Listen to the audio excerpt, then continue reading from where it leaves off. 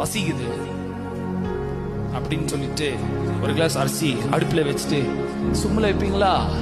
என்ன பண்ணுவீங்க? ஹைல வைப்பீங்க. இப்போ 5 நிமிஷம் நடக்க வேண்டியது 20 நிமிஷம் நடக்கிற காரணம் யாரு? நீங்க தான். ஃபாஸ்டா வச்சீங்கன்னா 5 நிமிஷத்துல 7 நிமிஷத்துல சாப்பாடு ரெடி. அப்ப நீங்க என்ன பண்ணணும்? கை எப்படி காமிங்க?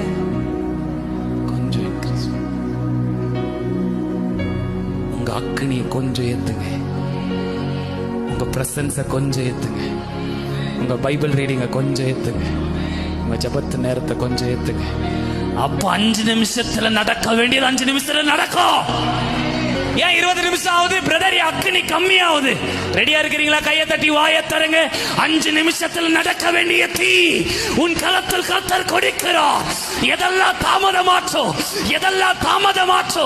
20 நிமிஷம் ஆனதெல்லாம் 5 நிமிஷத்துல நடக்க போகுது. 20 வருஷம் நீ காத்திருந்து 2 மாசத்துல நடக்க போகுது.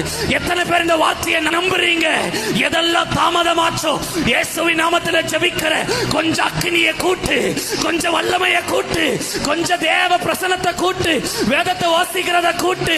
அப்ப 5 நிமிஷத்துல நடக்க வேண்டியது 5 நிமிஷத்துல நடந்தே தீரும்.